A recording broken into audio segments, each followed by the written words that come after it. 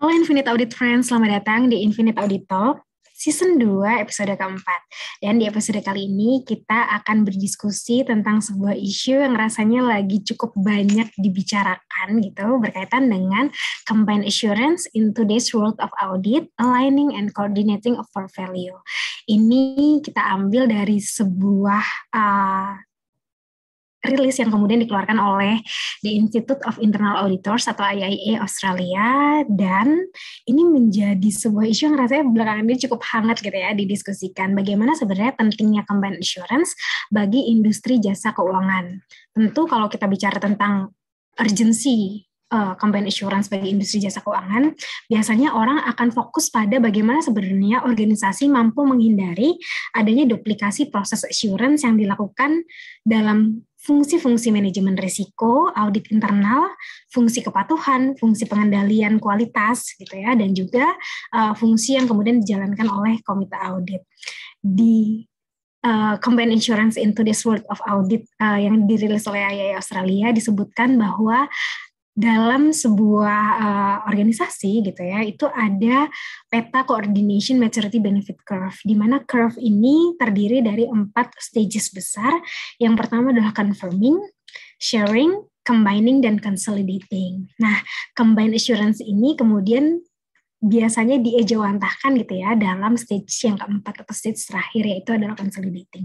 Seperti apa sih sebenarnya detail per masing-masing stage di coordination maturity benefit curve, dan bagaimana nanti di end resultnya gitu ya pada saat organisasi sudah pada tahap consolidating atau tahap keempat dan dinyatakan sudah bisa menerapkan combined insurance seperti itu. Nah, ini kita akan diskusikan di episode kali ini. Oke, langsung aja first thing first-nya aku pengen tanya sama Mbak Im tentang apa sih sebenarnya combined insurance, kenapa itu penting, dan boleh dijelasin nggak sih level 1 atau confirming level dari combined insurance ini tuh detailnya seperti apa sih?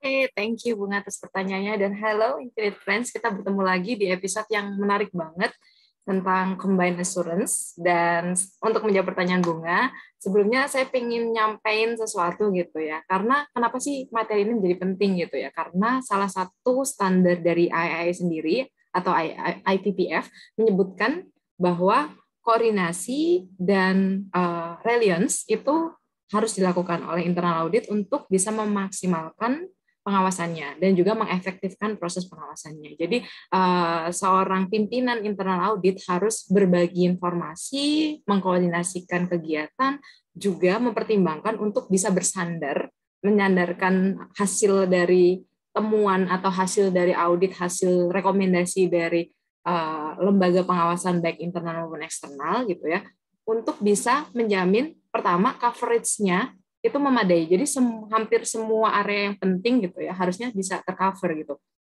Dan yang kedua, yang penting juga adalah bagaimana meminimalisasi duplikasi usaha gitu. Jadi ada 2 alasan ya, supaya area yang tercover jadi lebih banyak dan lebih terjamin ketutupnya gitu ya. Jadi area-area yang strategis itu bisa ketutup dan sekaligus bisa meminimalkan adanya duplikasi. Nah, terus kenapa ini dilakukan gitu ya? Juga karena kita mengenal konsep adanya tiga lapis pengawasan gitu ya. Dan yang pertama ada dari manajemen sendiri, terus ada juga dari unit kepatuhan internalnya gitu, atau unit pengawasan internalnya, dan yang ketiga ada internal audit. Serta ada provider-provider eksternal seperti external auditor, terus ada regulator juga gitu ya. Nah, bagaimana memastikan bahwa dia tidak tumpang tindih gitu ya, sehingga sia-sia usahanya malah jadi tidak efektif, dan juga supaya yang kedua tadi coverage-nya terjaga gitu. Oke, untuk menjawab pertanyaan yang pertama tadi, level tadi kan Bunga udah nyebutin ya ada 4 level. Saya akan jelasin level yang paling basic yaitu confirming. Jadi ini level yang paling dasar kalau kita sudah mau melakukan usaha koordinasi, usaha reliance, tentu yang pertama banget adalah kita sampai di level ini dulu gitu. Level ini tuh ditandai dengan apa sih? Jadi ditandai dengan yang pertama ada koordinasi atas aktivitas-aktivitas tertentu, tapi sifatnya masih parsial. Jadi tidak semua aktivitas itu sudah dikoordinasikan. Jadi ada kegiatan ini misalnya, oh kegiatan ini akan kita koordinasikan gitu, tapi kegiatan yang lain mungkin tidak terkoordinasikan. Terus yang kedua juga internal auditor biasanya udah mulai tuh menetapkan basis untuk bersandar pada hasil yang lain gitu. Misalnya apakah kita akan menggunakan hasilnya dari auditor atau eksternal auditor ini gitu ya. Kita tahu tuh basisnya, apakah kita merasa ini cukup meyakinkan untuk kita sandari gitu ya. Nah, itu basisnya sudah ditentukan di situ. Yang ketiga, biasanya diciri-cirikan juga dengan masih silo-silo terkait dengan taksonominya. Jadi biasanya tadi beberapa level atau beberapa layer dari pengawasan itu masih menggunakan istilah yang berbeda, rating yang berbeda-beda, cara pelaporan yang berbeda-beda. Jadi tetap masih menggunakan caranya masing-masing gitu. Karena belum dikoordinasikan terlalu jauh gitu ya. Nah, yang terakhir adalah dia biasanya sudah ada tuh mulai pertemuan-pertemuan dengan unit asuransi lain untuk bisa mulai ada obrolan terkait bagaimana kita bisa berkoordinasi gitu. Nah, itu adalah ciri-ciri atau karakteristik dari confirming level 1 dari combined assurance. Tentu kalau kita mau yang lebih bagus, pasti kita akan naik-naik ke level selanjutnya. Tapi ini level yang paling basic, kalau kita masih start, biasanya ada di level ini. Gitu. Benefitnya apa? Benefitnya pertama, dia patuh terhadap standar. Jadi level ini saja itu sebenarnya sudah mulai mematuhi gitu ya. Mematuhi standar IA, terus juga benefit yang kedua, karena mulai terinformasi dan saling menginformasikan kegiatan, tentu internal audit ini akan punya informasi yang lebih baik untuk mengerjakan pekerjaan auditnya. Dan yang ketiga, ada juga kemungkinan sudah mulai bersandar ke hasil pengawasan dari provider lain. Nah, ini jadi sudah mulai, tapi masih belum mature ya di level 1 ini. Kita akan lanjut mungkin supaya kita tahu nih untuk level selanjutnya gitu ya. Kan udah ada level, tadi disebutkan sama Bunga namanya sharing. Kita penasaran nih, kalau udah lebih mature dari level sebelumnya tadi, terus seperti apa sih ada di level 2? Silahkan Bunga. Ya, makasih banyak Mbak Im. Nah, ini menarik ya. Jadi tadi kita udah bicara di level 1 dan sebelum nanti kita masuk ke level 4 gitu ya, combined assurance, masuk ke pembahasan inti, sekarang kita mulai stepping in gitu ke step yang kedua atau level yang kedua, yaitu adalah sharing. Di mana fokus yang ada di level 2 ini sebenarnya adalah enhanced coordination. Jadi peningkatan koordinasi atau koordinasi yang kemudian mampu ditingkatkan. Nah, di level 2 ini unit audit internal dan penyedia jaminan gitu ya, atau kita kan assurance provider ya jatuhnya ya, ITJEN, lalu kemudian unit internal control itu kan assurance provider. Nah, ini mampu membentuk kelompok kerja risiko dan kelompok kerja kontrol yang sifatnya informal, dan antara kedua function tersebut itu sudah bisa saling sharing pengetahuan gitu.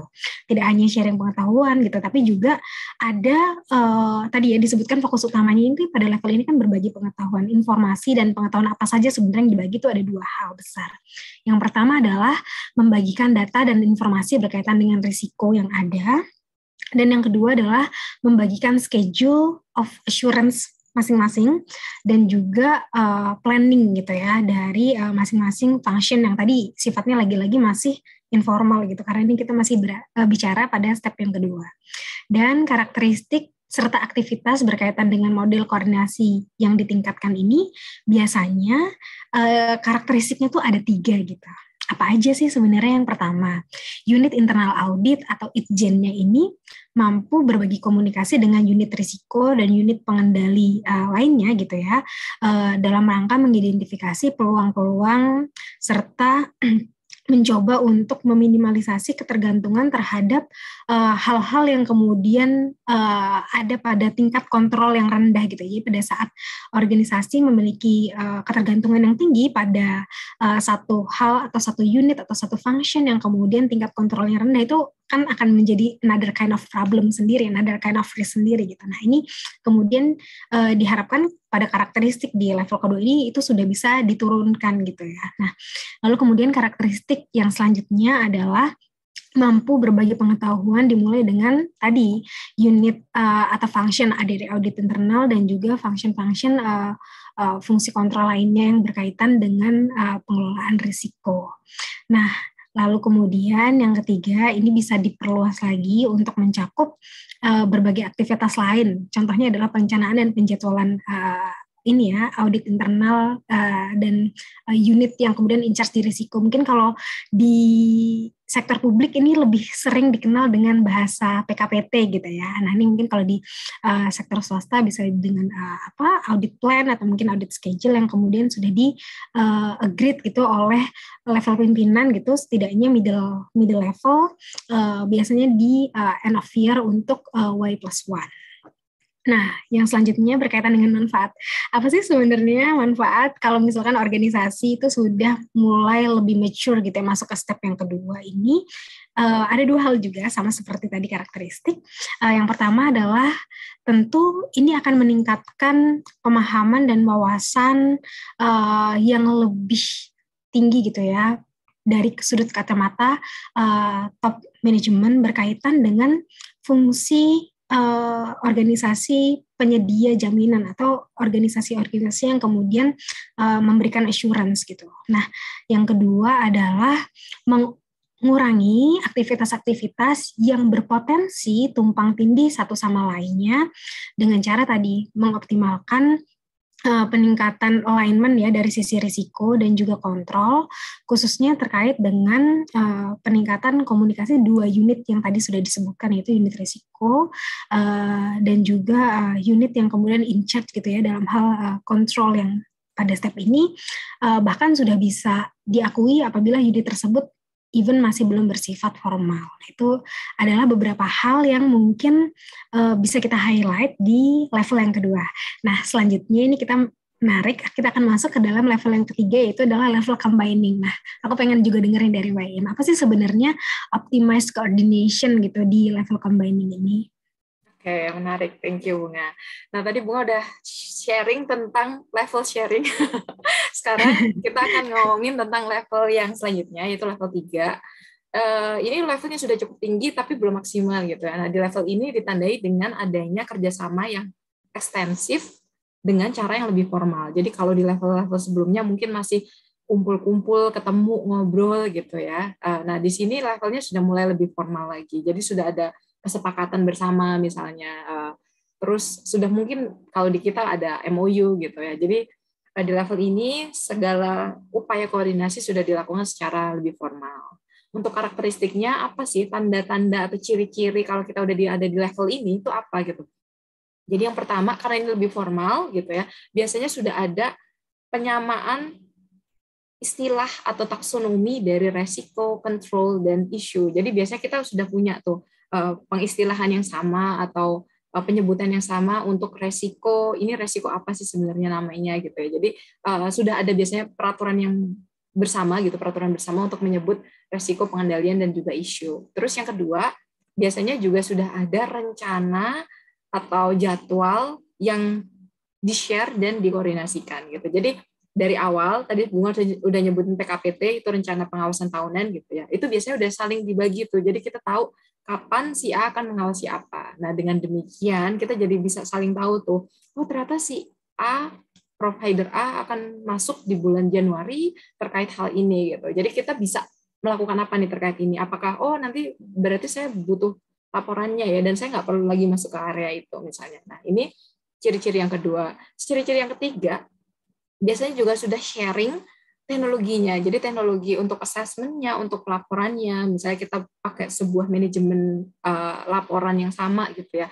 Nah, ini biasanya juga adalah ciri-ciri yang ada di level 3. Jadi kita sudah memakai teknologi yang sama. Selanjutnya juga gitu ya, sudah ada proses yang terkonsolidasi untuk menindaklanjuti follow up gitu. Jadi ketika kita punya temuan gitu ya, itu sudah satu tempat gitu. Di satu tempat itu kita bisa nge-track semua isu yang ada gitu. Jadi misalnya kita sebagai internal audit sudah punya isu, kita masukkan ke dalam sistem itu gitu ya. Dan yang lain juga dimasukkan ke situ. Jadi semua pengawasan ada di satu tempat isunya dan bisa di-track bersama-sama gitu. Yang lain, ciri-ciri yang lain adalah juga sudah ada proses knowledge sharing yang formal. Jadi bagaimana kita berprogres dengan bersharing gitu, dengan berbagi gitu satu sama lain. Oh, ada isu apa sih gitu ya? Atau sudah ada ilmu baru apa sih terkait pengawasan gitu ya. Biasanya sudah ada sharing session nih di sana. Terus juga ada hal lain yang menandai kita ada di level 3, yaitu biasanya laporan kita sudah terkonsolidasi. Jadi kita ngelaporkan ke audit committee atau ke senior management, itu nggak parsial atau sendiri-sendiri atau silo-silo gitu ya. Jadi satu sehingga pemahaman dari manajemen, pemahaman dari audit committee juga bakal lebih komprehensif gitu. Karena di satu tempat kan, di satu laporan kan gitu. Jadi mereka nggak perlu berkali-kali menerima laporan, tapi satu kali aja dan semuanya sudah consolidated gitu. Terus yang terakhir, ciri-ciri yang terakhir juga adalah adanya risk profile. Nah, ini juga karena pengawasan itu sangat bersandar ya sama risk profile dan risk assessment. Jadi sudah ada tuh di satu level organisasi enterprise wide gitu ya. Ada risk assessment dan proses risk profiling juga. Jadi itu ciri-ciri dari level 3 sudah cukup mature banget ya ternyata, dan saya pikir untuk organisasi bisa sampai level ini tuh effortnya benar-benar besar sekali setelah tadi ya udah level 1 terus level 2. Di level 3 ini upayanya benar-benar kelihatan banget menurut saya gitu. Karena ini harus menyeragamkan, terus harus benar-benar konsolidasinya juga kuat gitu ya. Benefitnya apa kalau kita udah sampai di level ini? Benefitnya banyak gitu ya. Yang pertama, menghindari rasa capek untuk melakukan audit. Karena kalau kita auditnya tadi bisa terkoordinasikan, ngelaporinnya juga jadi bareng-bareng gitu ya, itu akan menghindari kelelahan gitu, atau mengurangi kelelahan setidaknya yang dialami oleh senior manajemen yang diaudit itu bakal nggak capek-capek banget gitu ya, karena segalanya udah terkoordinasi gitu. Yang kedua, benefitnya juga adalah adanya komunikasi yang lebih baik gitu. Komunikasi di organisasi itu akan lebih baik karena kita memakai istilah yang sama, kita pakai terminologi yang sama tentang resiko, tentang isu gitu, tentang pengendalian. Kita pakai jargon-jargonnya juga sama gitu. Selanjutnya, benefit yang lain adalah bagaimana kita punya cara pandang yang sama gitu ya terkait dengan resiko. Karena tadi kita sudah saling share risk profile kita sudah satu di organisasi gitu ya. Jadi nanti kita bisa punya pandangan yang sama tentang resiko. Selanjutnya ada lagi gitu ya. Benefitnya adalah kalau kita bisa terkoordinasikan seperti tadi gitu ya. Untuk mereview pekerjaan kita kan butuh data gitu ya. Untuk mereview atau mengaudit kita tuh bakal efisien banget karena datanya sudah bisa saling share, saling koordinasi gitu. Dan terakhir tentu kita jadi makin kegambar nih secara full scope gitu ya. Pengawasan kita sudah mencakup apa saja karena kita sudah tahu nih pekerjaan orang lain seperti apa, pekerjaan UKI atau unit pengawasan internalnya seperti apa. Jadi visibility terhadap full scope dari pengawasannya bakal terlihat gitu sih. Itu tadi beberapa benefit, banyak banget kayaknya ya. Nanti level 4 kayaknya benefitnya bakal lebih banyak lagi. Oke, kita akan masuk ke level yang paling tinggi. Ini kayak level idaman semua organisasi. Level ini disebut consolidating gitu ya. Jadi di sini atau yang biasa kita sebut juga combined assurance. Jadi kalau dari tadi kita sebutin combined assurance sebenarnya inilah yang akan dibahas sama Bunga. Silahkan Bunga.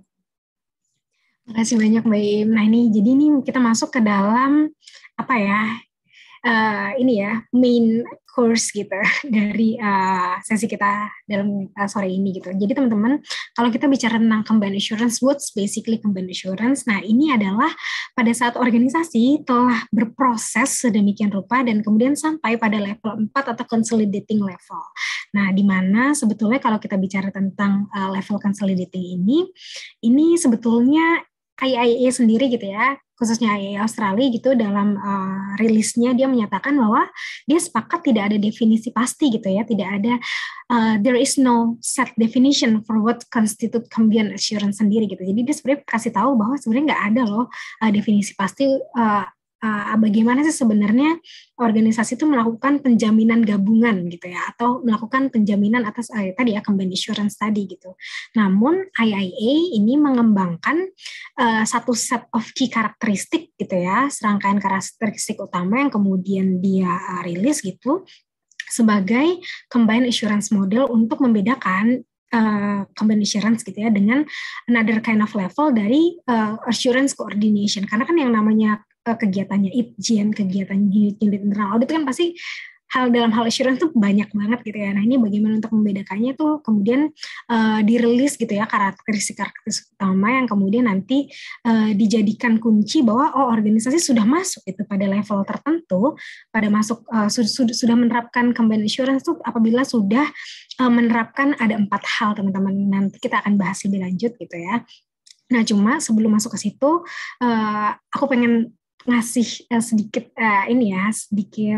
appetizer gitu, bahwa memang pada saat kita bicara tentang combined assurance activity ini, sebenarnya ini adalah sebuah kegiatan jaminan gabungan gitu ya, tanda kutip, yang kemudian menggabungkan atau mengkonsolidasikan kegiatan-kegiatan penjaminan lainnya yang ada di organisasi secara terintegrasi. Jadi ini PR-nya sebetulnya to be honest sulit gitu ya, karena memang bagaimana kemudian mengkonsolidasikan dan mengintegrasikan serta mengharmonisasikan fungsi-fungsi penjaminan lain itu tentu menjadi sebuah PR yang luar biasa challenging gitu bagi unit internal audit.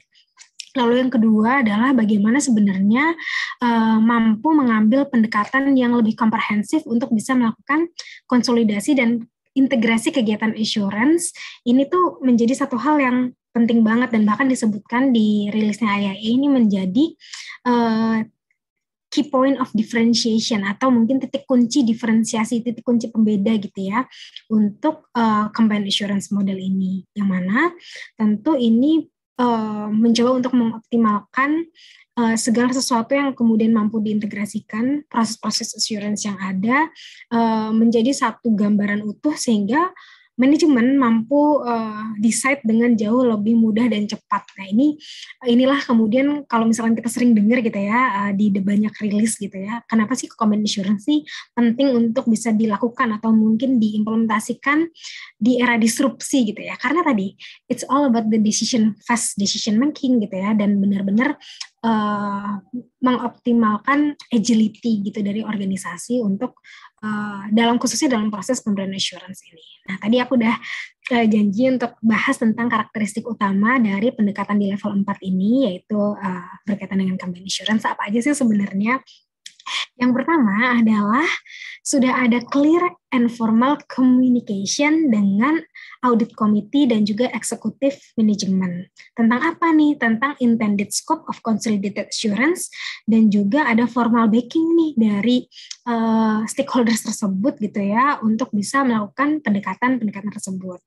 Nah, hal yang kedua adalah sudah ada kesepakatan formal atau sudah ada formal agreement gitu ya among participating assurance provider untuk kemudian bisa rely on each other works. Jadi untuk bisa mengandalkan pekerjaan satu sama lain agar audit internal secara berkala mampu menilai kualitas pekerjaan dengan tidak lagi perlu adanya step-step yang kemudian redundant gitu. Nah, ini menjadi satu hal yang penting gitu ya, betapa informasi atau kemudian hasil pekerjaan dari unit lain itu benar-benar bisa kita jadikan satu source yang reliable gitu ya, yang terpercaya, dan kemudian bisa dijadikan dasar dan terintegrasi gitu dengan pengambilan keputusan yang selanjutnya. Nah, itu tadi yang berkaitan dengan karakteristik yang kedua. Yang ketiga, ini berkaitan dengan consolidated planning, scheduling, knowledge sharing, dan juga issue tracking. Nah, ini tadi ya masih related gitu dengan step yang sebelumnya gitu. Dan last but not least adalah mengenai single enterprise wide risk assessment. Nah, ini kalau kita bicara tentang single enterprise wide risk assessment dan juga risk reporting processes, ini menjadi satu hal yang wajib ada di level 4 ini, ada di level combined assurance ini, yang mana kemudian penilaian risiko tunggal ini diharapkan gitu ya, mampu dikonsolidasikan dan dilaporkan serta dibahas bersama dengan komite audit dan juga manajemen eksekutif yang ada. Jadi peran komite audit di sini jadi sangat semakin terasa gitu ya di level yang keempat ini. Nah, tadi kita udah bicara tentang karakteristik berkaitan dengan combined assurance. Tadi kita di setiap level pasti bahas tentang benefits dan juga value gitu ya. Nah, sekarang aku pengen coba detailin lagi tentang benefits and value dari combined assurance itu sebenarnya apa sih? Silakan, Mbak.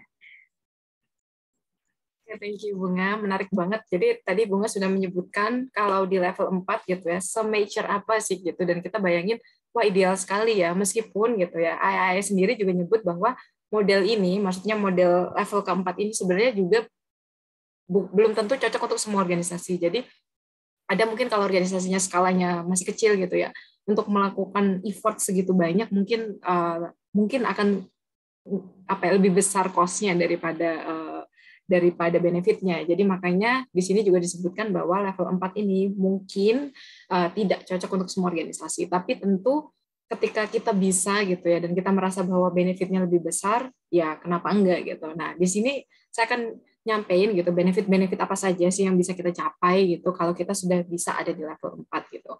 Secara umum sih yang paling tinggi gitu ya, benefit yang paling tinggi adalah bagaimana kita bisa punya keyakinan yang lebih tinggi gitu ya pada overall assurance yang dilakukan oleh para pengawas gitu atau para fungsi assurance gitu, yang itu akan dimiliki oleh board atau manajemen. Jadi board dan manajemen akan lebih yakin nih dengan keseluruhan assurance yang terjadi, coverage-nya akan tertutup semua, terus yakin juga bahwa organisasinya mungkin gitu ya, dengan sudah diawasi coverage-nya lebih tinggi, terus tidak terjadi redundansi pengawasan gitu ya.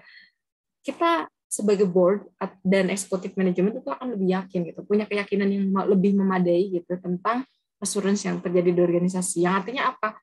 Juga akan meyakini bahwa organisasinya hasilnya gitu ya lebih bisa diyakini. Jadi pengawasan itu berbicara apa, hasilnya bisa lebih diyakini gitu. Itu yang pertama. Terus yang kedua apa? Sebenarnya yang lain itu lebih mirip ke benefit level 3, tapi ini lebih tinggi lagi gitu. Jadi kalau tadi misalnya udah disebutkan bahwa kita bisa punya pandangan yang sama gitu ya tentang resiko, tentang isu di seluruh organisasi gitu. Nah, di sini mungkin dia akan lebih mature lagi, lebih punya pemahaman yang lebih komprehensif gitu ya, lebih sama pemahamannya gitu. Nah, ini kalau di level 3 sebenarnya sudah, tapi di level 4 ini lebih lagi gitu. Terus juga di level 4 ini taksonomi gitu ya, atau istilah-istilah yang dipakai akan lebih sama gitu ya. Kalau tadi di level 3 juga udah sama, di level ini mungkin lebih formal lagi gitu, lebih formal, lebih sama gitu ya. Terus juga knowledge sharing kalau di level 3 sudah mulai gitu ya, sudah ada knowledge sharing gitu. Nah, di sini knowledge sharing lebih ditingkatkan lagi gitu di level 4 gitu. Terus selanjutnya apa? Ada proses pengumpulan informasi, proses pelaporan informasi juga bakal centralized gitu. Jadi di satu tempat gitu ya, semua pelaporan akan streamline di satu tempat, di satu center gitu ya. Yang artinya kita bisa nge-trace semuanya, pelaporan yang ada, isu yang ada gitu. Nah, selanjutnya juga tentu ketika organisasi sudah se-mature ini dalam menerapkan combined assurance, manajemen dan juga stakeholders lain tentu akan lebih merasa nggak capek gitu ya, karena pasti sudah terjamin untuk tidak redundannya, untuk coverage-nya juga terjaga gitu. Jadi manajemen akan lebih bisa nggak capek gitu melihat kegiatan-kegiatan audit. Selanjutnya dua benefit terakhir adalah bagaimana komunikasi antara unit resiko gitu, unit yang mengendalikan resiko itu akan lebih baik karena sudah punya taksonomi yang sama, punya risk profile yang satu gitu. Dan terakhir tentu gitu ya, karena proses kita sebagai internal audit ngelihatnya adalah proses internal audit nanti akan lebih efektif dan lebih fokus karena yang area-area lain yang udah di cover udah nggak perlu kita cover lagi gitu ya. Ketika kita yakin kita bisa rely, kita akan rely, terus kita bisa fokus sama area-area yang lebih lebih strategis, lebih bernilai tambah gitu. Jadi internal audit nanti prosesnya tentu akan lebih efektif dan lebih fokus gitu. Nah, ini adalah benefit ideal banget ya, benefit dari level 4 ini kalau kita bisa nerapin ini sangat baik buat organisasi gitu. Tapi kita kan udah dari tadi ngomongin manis-manisnya aja gitu. Kita ngomongin bahwa ada benefit nih gitu. Nah, sebenarnya tentu menerapkan ini apalagi sampai se-mature level 4 pasti banyak tantangannya gitu ya. Nah, kita mau tahu sih Bunga bisa disampaikan nggak sih sebenarnya tantangan bagi seorang pimpinan internal audit atau unit internal audit untuk bisa menjalankan combined assurance itu apa aja? Silahkan. Oke, thank you banget Mbak Im. Jadi tadi menarik banget ya, udah disampaikan dan kita udah dengar tadi bagaimana sebenarnya benefits and values gitu dari combined assurance. Nah, selanjutnya adalah the challenge gitu, tantangan bagi Chief of Audit Executive atau mungkin irjennya gitu ya, atau pimpinan unit internal audit gitu untuk kemudian bisa sampai pada level 4 tadi, bisa sampai pada titik combined assurance atau penjaminan, memberikan penjaminan gabungan gitu ya, di mana disampaikan oleh IIA Australia bahwa to determine whether the combined assurance model in total could work for your internal audit group, consider ada 4 critical factors gitu, ada 4 faktor penting yang kemudian dianggap krusial. Yang pertama adalah apakah sebenarnya penyedia penjaminan gitu ya, atau assurance provider yang ada di dalam organisasi tersebut itu tuh sudah memiliki quality of work yang kemudian hampir pada titik yang sama, artinya nantinya bisa comparable gitu ya, one to another.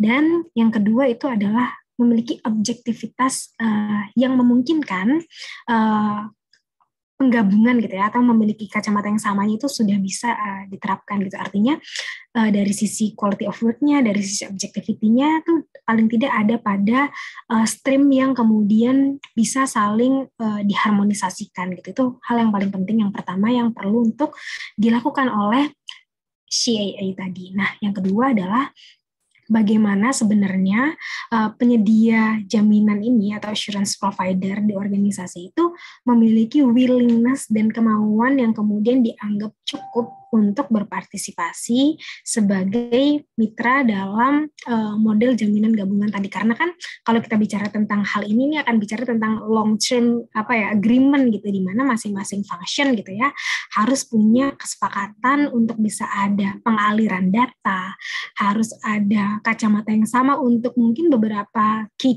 indicators gitu ya. Mungkin kalau kita tahu di organisasi itu banyak banget yang namanya entah itu survei, entah itu berbagai hal gitu ya untuk meng-capture maturity level misalkan, atau mungkin untuk capturing governance level gitu ya. Anggaplah contoh misalkan maturity level of risk management gitu ya, kalau di Kementerian Keuangan gitu ada TKPMR gitu namanya. Nanti kemudian bagaimana kemudian ini hanya salah satu contoh untuk pemberian assurance tadi kan ya. Nah ini kemudian bisa ada pada titik yang sama dan kemudian bisa disinergikan gitu antar model. Nah, ini sangat berat banget, dimana mungkin tahun lalu gitu ya saya sendiri pernah kemudian tergabung gitu untuk kemudian membahas tentang harmonisasi manajemen tools, dan itu luar biasa complicated gitu.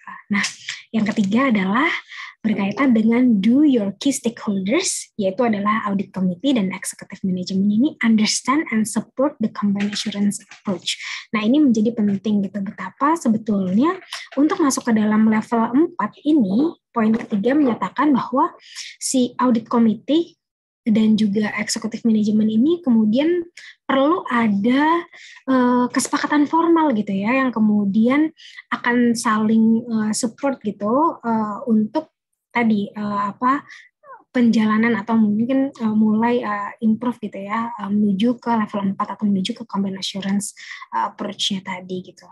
Nah, yang keempat ini apakah unit internal audit ini mau dan mampu gitu ya beralih dari pendekatan audit yang sebelumnya menuju pendekatan audit partisipatif. Ini mungkin sering banget dimunculkan gitu ya pembahasannya, bahwa kalau kita bicara tentang combined assurance, maka partisipatif ini tuh menjadi satu kata kunci yang kayaknya sering banget dimunculkan gitu. Sama kalau kita bicara tentang performance audit gitu ya, pasti kita akan bicara tentang 3E gitu kan. Nah, ini kita bicara tentang combined assurance, kita akan bicara tentang partisipatif ini tadi gitu. Bagaimana sih sebenarnya internal audit willing and able gitu ya, willing and able to move gitu ya dari pendekatan yang sebelumnya ke pendekatan yang kemudian dirasa lebih partisipatif dan jelas. Itu tadi semuanya itu harus ada legal base-nya, di mana tadi kita kalau lihat 4 karakteristik gitu ya yang tadi udah dibahas di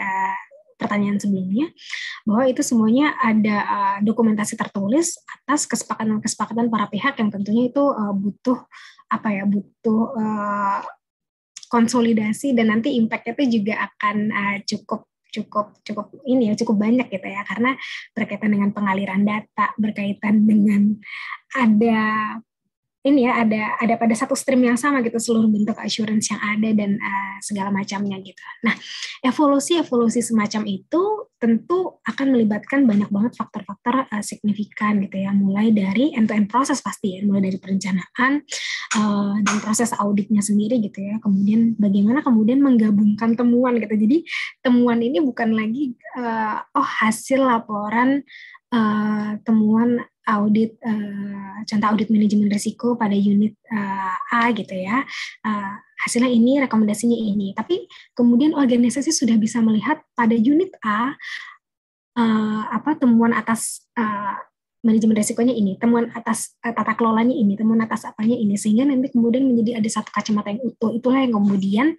menjadi cukup sulit dan cukup complicated gitu ya kalau kita bicara pada level 4 ini gitu, campaign assurance tadi gitu. Nah, bagaimana sebenarnya ini perlu untuk dioptimalkan, tentu ini menjadi PR besar yang cukup challenging gitu ya, terutama ini tentu akan membutuhkan comprehensive diagnostik yang cukup panjang gitu ya di masing-masing unit gitu sebelum akhirnya mampu untuk tadi menjawab 4 karakteristik utama yang tadi disebutkan, bahwa apakah sebenarnya assurance providernya sudah pada stream yang sama, apakah assurance providernya sudah memiliki desire dan willingness untuk participate gitu as a true partner di dalam combined assurance model gitu, dan segala macamnya itu menjadi sebuah challenge yang luar biasa. So, Infinite Audit Friends, this is it.